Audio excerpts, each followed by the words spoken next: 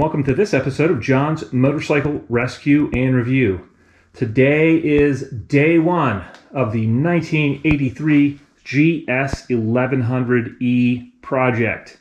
It kind of looks a little bit of a mess right now, but that is because I have removed the carburetors from the bike, and those are here. So I'm going to be going through the carburetors and cleaning them. Another thing I have done is go in and start to address the brake system. And what I'm finding is really from front to back, that needs a complete brake system rebuild. So I'm going to start on the back of the bike first and rebuild the master cylinder. I will also be looking at the brakes in the front of the bike. And what I found is my master cylinder is functioning, but literally I only get brake fluid coming out of one port here. So the brake fluid has crystallized in the front brake system, and it is blocking all of my lines except for this one and the one going up to the main master cylinder. So again, I'm going to replace all these lines with steel braided lines from Spiegler. I might as well do that right now, right off the bat, while I'm in there rebuilding the brake system. So that's the next step here. All right, I have removed the rear master cylinder on the GS1100, and I am in the process of rebuilding it. So these are the parts that are in the master cylinder, and I just wanted to show you this right here. I'm not sure if you can see this, but the brake fluid front and back in this bike has started to crystallize, and so it's actually like there is sand in the system, and it will gum up everything. There was still some liquid left in there, and so it hasn't completely ruined the braking system, but it was getting super close. So this left unattended will ruin your braking system.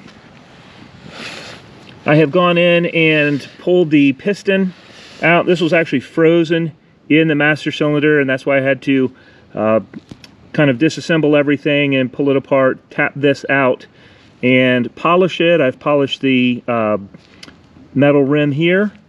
Also polished the metal rim on this end of it.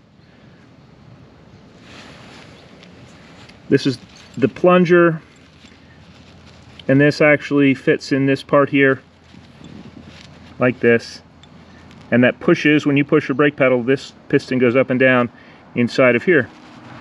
I have also cleaned out the bore of this master cylinder and polished it up, and I have flushed out everything to get rid of all of the old brake fluid that was in there.